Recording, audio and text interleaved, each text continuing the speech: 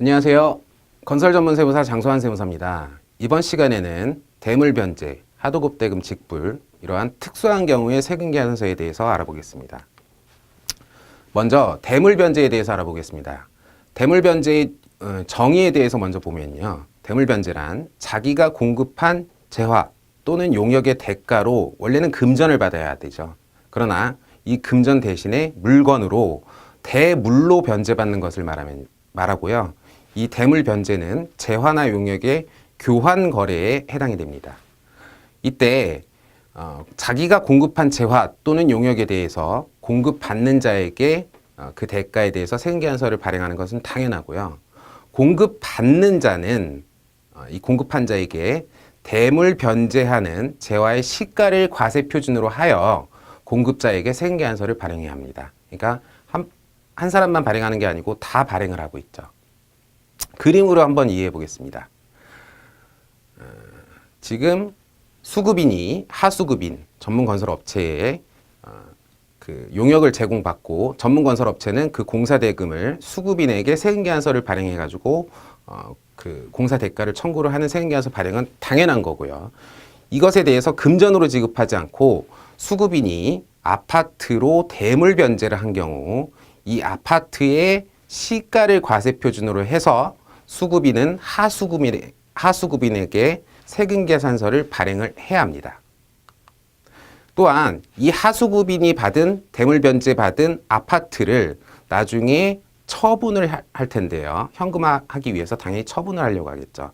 이 처분을 하는 경우에도 당연히 하수급인은 대물변제 자산을 처분할 때 시가를 과세 표준으로 해서 세금계산서를 발행해야 합니다. 물론 이 아파트가 국민주택 규모 초과다라고 하면은 세금계산서를 발행을 해야 되고 미만이다라고 하면은 세금계산서 발행을 하지 않겠죠. 다음은 하도급대금 직불에 대해서 알아보겠습니다. 하도급대금 직접 지불 사유에 대해서 각각을 먼저 살펴보면요. 첫 번째, 발주자가 하도급대금을 직접 하수급인에게 지급하기로 발주자, 수급인, 하수급인 요 세 명이 그 뜻과 지급의 방법 및 절차를 명백하게 처음부터 합의한 경우입니다. 그러니까 한마디로 계약을 할 때부터 우리는 하수급인에게 직불하겠다라고 해가지고 계약서를 썼다는 얘기죠. 두 번째는 하수급인이 시공한 부분에 대한 법원의 확정 판결, 하도급대금 지급을 명하는 법원의 확정 판결이 있으면은 발주자는 무조건 하수급인에게 하도급대금을 직접 지불해야 합니다.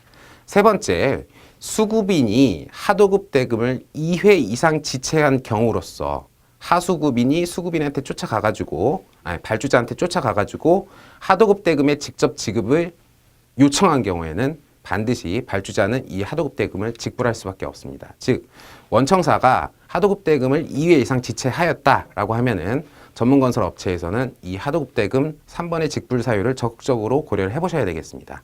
그 다음 네 번째, 수급인이 지급정지, 파산, 기타 이와 유사한 사유가 있는 경우, 즉 망했다는 거죠, 수급인이. 이렇게 되면은 당연히 수급인은 지불을 할 수 없기 때문에 하수급인은 발주자한테 요청을 하고 발주자는 하수급인에게 당연히 그 부분에 대해서 직접 지불을 하여야 합니다. 자, 이때 세금계산서가 어떻게 되는지 보면요. 이거는 일단 일반적인 경우입니다. 건설공사는 발주자는 수급인한테 도급을 맡기고 수급인은 다시 하수급인한테 하도급 계약을 체결하는데요. 이 전문건설업체가 하도급 계약 건설공사에 대해서 대금을 청구하면서 수급인한테 세금계산서를 발행하고 수급인은 발주자한테 세금계산서를 발행을 합니다. 근데 문제는 직불이라는 거는 발주자가 수급인을 거치지 않고 직접 하수급인한테 지불했다는 건데요.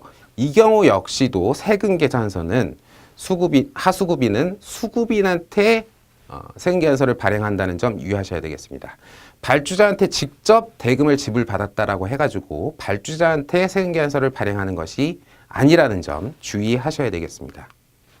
지금까지 특수한 경우의 세금계산서에 대해서 알아보았습니다. 감사합니다.